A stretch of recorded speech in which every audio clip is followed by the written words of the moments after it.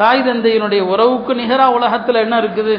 ஏன்னா வாலிபர்கள் ரொம்ப ரொம்ப தாய் தந்தையர் மீது எரிச்சப்படுறாங்க இல்லையா?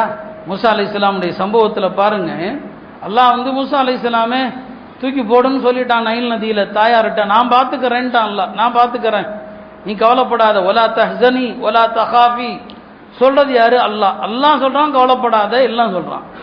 ஆனாலும் அல்லாஹ் சொல்லிட்டான்னு சொல்லி அந்த தாயுடைய மனம் எப்படி இருந்துச்சு?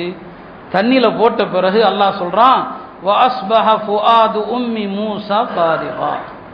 மூசா அலைஹிஸ்ஸலாமுடைய தாயாருடைய உள்ளம் உலகத்தில் உள்ள எல்லாத்தையும் மறந்துருச்சான்.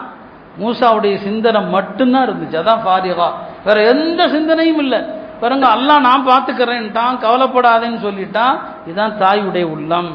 ஒரு தாயுடைய உள்ளத்தை அங்க அல்லாஹ் சொல்றான், அஸ்பஹ ஃபுஆது உம்மி மூஸா ஃபாரிகா.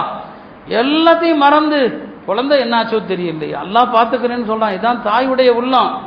அந்த தாயை வெறுக்கக்கூடாது, அந்த தாயை திட்டக்கூடாது, அந்த தாய் மீது எரிச்சப்படக்கூடாது இல்லையா? இறந்து போயிருந்தாங்கன்னா அந்த தாய்க்காக கண்ணீர் விட்டு அழுது துவா செய்யணும் எத்தனை வருஷம் ஆனாலும் சரி.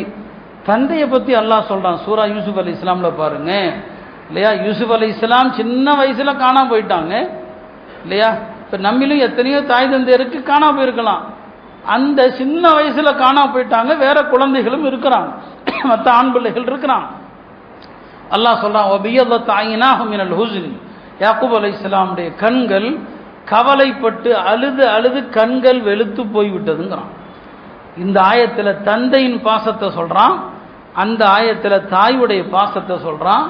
எனவே உங்களுடைய தாய் தந்தையர்கள் இருந்தால் அவங்க சொர்க்கத்தினுடைய 2 வாசல்கள்.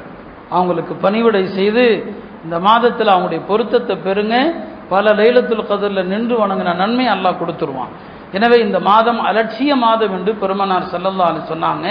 இந்த அலட்சியங்களை கைவிட்டு நாம் செய்த பாவங்களுக்கெல்லாம் மன்னிப்பு தேடி உறவுகளை அரவணைத்து தாய் தந்தையருடைய அன்பை பெற்று அமல்கள் நிறைய செய்து ரமலானை வரவேற்போமாக.